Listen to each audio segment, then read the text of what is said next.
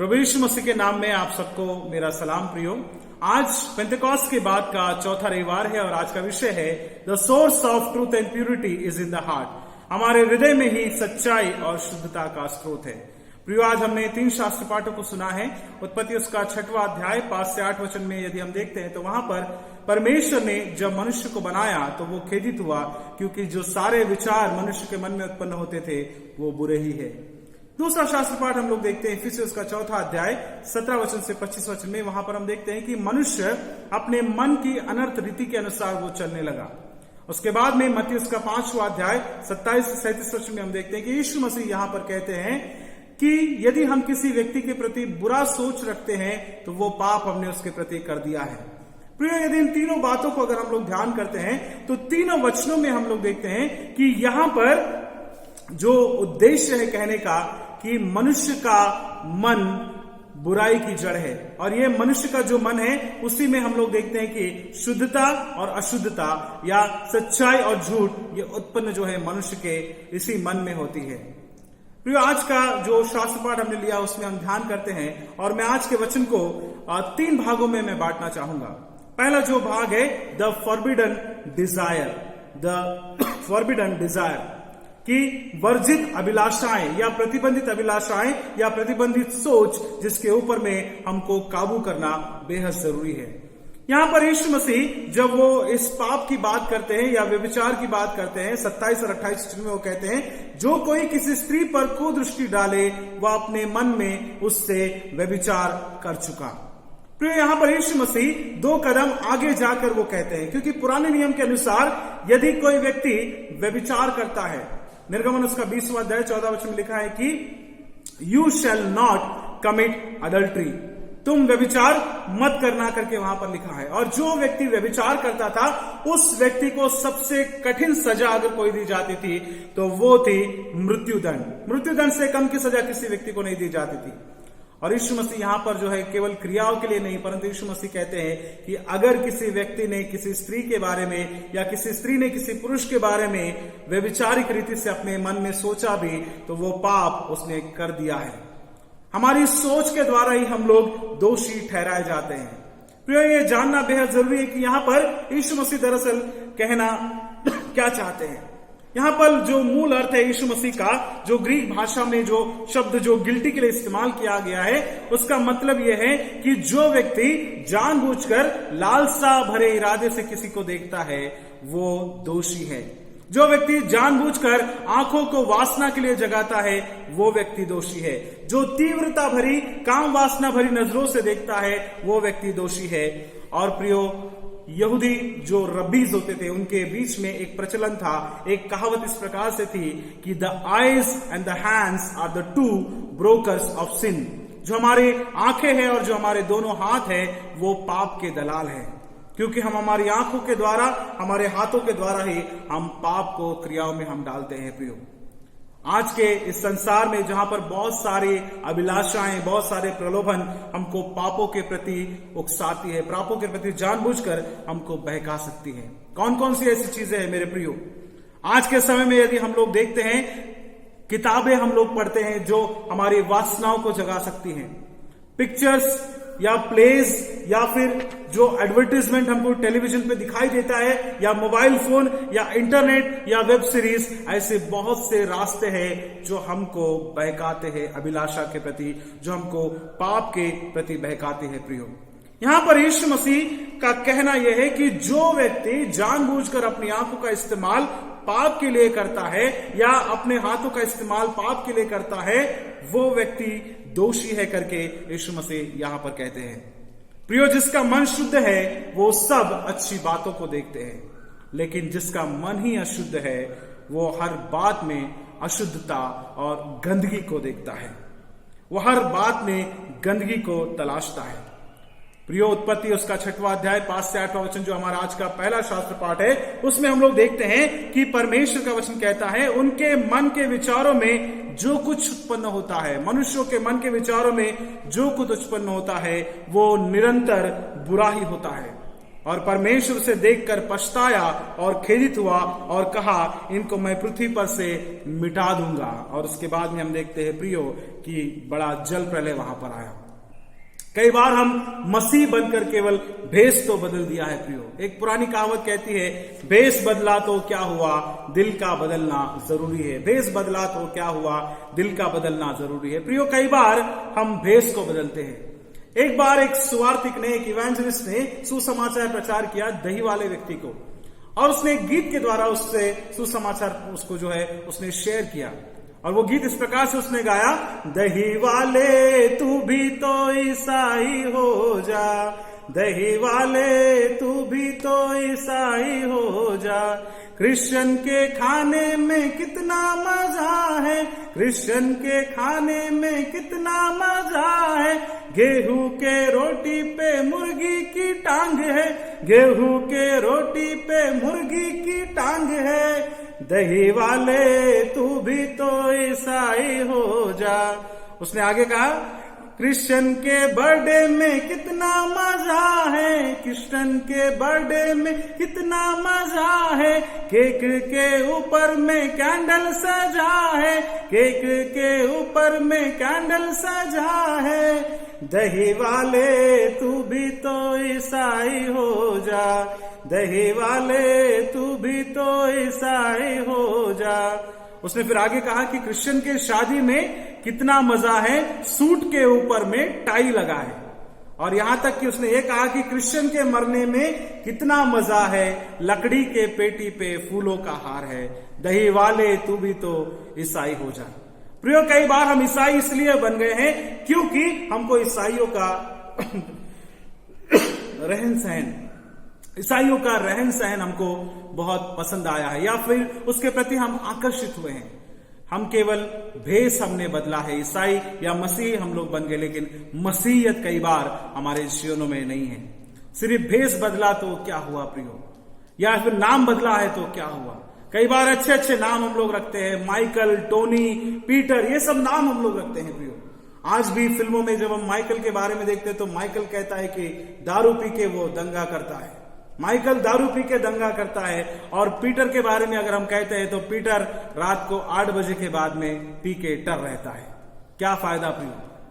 मराठी में एक कहावत है, पिवर ख्रिस्ती राव मायकल यांचे नाव, घरात बाइबल नेहमी ठेवते, मनात नाही भाव।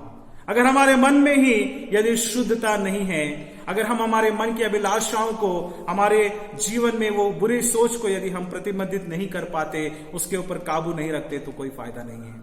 प्रियो, मेरा पहला जो बात मैं आपके सामने मैंने रखना चाहा कि द फॉरबिडन डिजायर, जो प्रतिबंधित जो बातें हैं, प्रतिबंधित जो सोच है, जो अभिलाषाएं हैं, उसके ऊपर में हमको काबू रखना बेहद जरूरी है। दूसरी बात यीशु मसीह यहां पर क्या बताते हैं, मत्ती उसका 5वां अध्याय 29 और 30 वचन यदि हम लोग देखते हैं, यहां पर हम लोग देखते हैं प्रियो 5:29-30 कहता है कि यदि तुम्हारी दाहिनी आंख तुम्हें ठोकर खिलाए तो उसे निकाल कर फेंक दे, यदि हाथ तुमको ठोकर खिलाए तो निकाल कर फेंक दे, भला है कि एक अंग नष्ट हो जाए और तेरा सारा शरीर नरक में ना डाला जाए। यहां पर यीशु मसीह ही मेक्स द सर्जिकल डिमांड। दूसरा भाग हम देखते हैं, फर्स्ट तो है कि द फॉरबिडन डिजायर, दूसरी बात हम देखते हैं द सर्जिकल क्योर। यहां पर यीशु मसीह कहते हैं कि शल्य क्रिया करने का आदेश यीशु मसीह देते हैं कि अगर तुम्हारा कोई अंग बुरा करता है तो उसको काट कर अलग कर दो। वो जोर देकर कहते हैं कि हर वो चीज जो हमें पाप के लिए उकसाती है उसे अपने जीवन से काट कर अलग कर दे। यहां पर लिटरल मीनिंग हमको नहीं लेना है कि अपनी आंखों को निकाल कर फेंक दो, हाथों को निकाल कर फेंक दो, लेकिन ऐसी हर एक चीज जो हमें ठोकर खिलाती है उसको हमारे जीवन से हमको काट कर अलग करना है। यहां पर जो ठोकर है, उस शब्द के लिए जो ग्रीक का इस्तेमाल किया गया है प्रियो, वो है स्कैंडलोन। और स्कैंडलोन शब्द का मतलब है जो किसी मछली को या जानवर को फंसाने के लिए जो कांटा लगाया जाता है, उसमें जो चारा लगाया जाता है, उसको ठोकर करके उस शब्द का यहां पर इस्तेमाल किया गया है। प्रियो, ये जो स्कैंडलोन शब्द है, इसके 2 अर्थ होते हैं। एक तो मछली को, अगर आप लोग कभी मछली पकड़ने जाते हैं तो आपको याद होगा कि उस कांटे में हम लोग केचुए को लगाते हैं ताकि मछली उस केचुए को खाने के लिए आए और उस कांटे में फंस जाए। अगर किसी हाथी या जानवर को पकड़ना होता है तो बड़ा गड्ढा खोदकर पेड़ की डालियां से उसे छुपा दिया जाता है ताकि जब जानवर अनजाने तरीके से उस गड्ढे में गिर जाए और वो फंस जाए। प्रियो, उसी प्रकार से मनुष्य भी पाप में फंस जाता है। जब पाप उसके सामने वो चारा हमारे सामने दिखाता है, वो व्यभिचारी रूप को जब हम देखते हैं तो कई बार हम उसमें फंस जाते हैं। और यीशु मसीह का अर्थ यहाँ पर यही है प्रियो, जब वो कहते हैं कि अपने हाथ और पैर को काट डाले, उनका अर्थ ये नहीं है कि लिटरली हमें करना है, परंतु हर वो चीज जो इंसान को ठोकर खिलाती है और विनाश की ओर ले जाती है, उसे अपने जीवन से हमको काट कर अलग कर देना है। प्रियो, अगर ऐसी कोई आदत है जो हमको परमेश्वर से दूर ले जाती है, जो आपको बुराई की ओर ले जाती है, उसे अपने जीवन से काट कर अलग कर दे। अगर ऐसी कोई संगति है, चाहे ऐसे दोस्त है, भाई है, रिश्तेदार है, जो हमको गलत कार्य करने के लिए बहकाते हैं, ऐसी संगति को अपने जीवन से हमको काट कर अलग करना है। अगर ऐसी कोई खुशी है जो हमको विनाश की ओर और परमेश्वर से दूर ले जा रही है, उसे हमको काट कर फेंक देना है। प्रियो, दो बातें हमने अभी देखी कि हमको अपने प्रतिबंधित सोच पर हमको काबू रखना है। दूसरी बात, सर्जिकल क्योर, शल्य क्रिया के द्वारा हमको इलाज करके उस बुराई को अपने जीवन से निकाल कर फेंक देना है। जब हम ये दो बातें करते हैं तो तीसरी बात हमारे मन में जरूर ये विचार आता है कि कैसे हम इन वर्जित या प्रतिबंधित सोचों को या अभिलाषाओं को अपने मन से दूर करें। हमारे मन में यह प्रश्न आता है कि अपने अशुद्ध विचारों और गंदी अभिलाषाओं से कैसे अपने मन को हम मुक्त रखें। How shall we free ourselves from these unclean desires and defiling thoughts. प्रियो, ये एक सच्चाई है और हमारा अनुभव है कि जितना हम बुराई से दूर जाना चाहते हैं, जितना हम पाप से दूर जाना चाहते हैं, उतने ही बुरे विचार, उतने ही पाप कई बार हमारे मनों में जरूर आते हैं।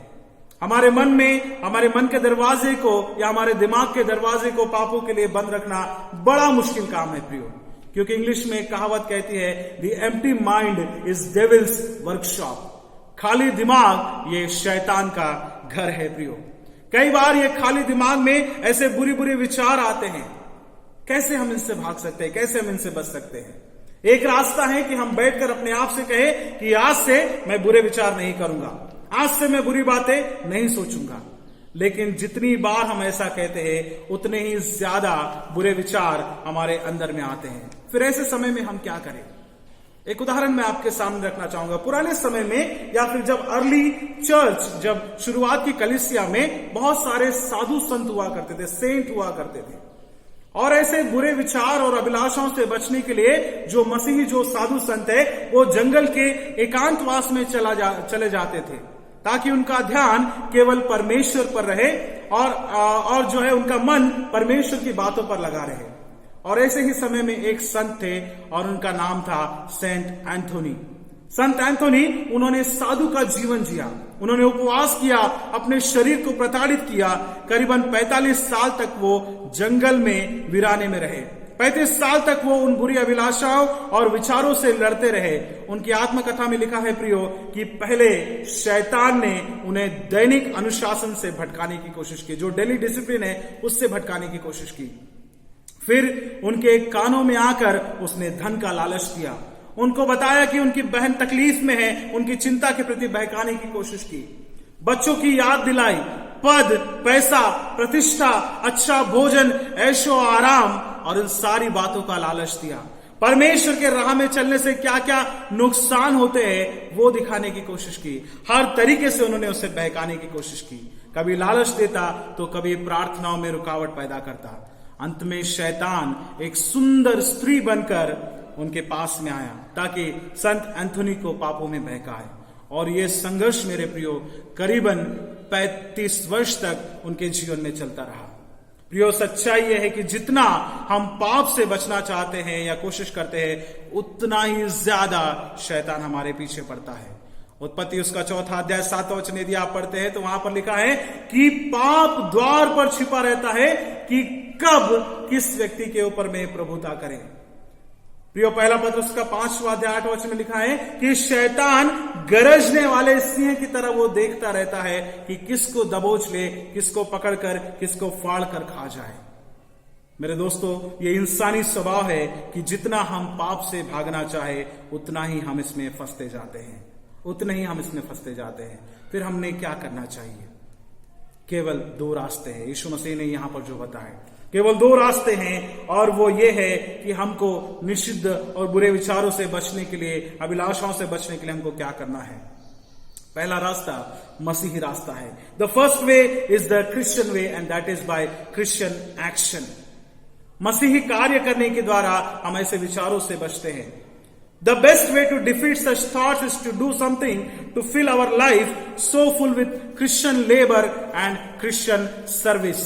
मेरे प्रियो, दूसरे लोगों के लिए भले कार्य करने में अपने आप को ऐसा व्यस्त करें, दूसरों की सेवा करने में, मसीही प्रेम दिखाने में अपने आप को ऐसा व्यस्त करें कि अपने आप के बारे में सोचने का समय ही हमारे पास ना रहे।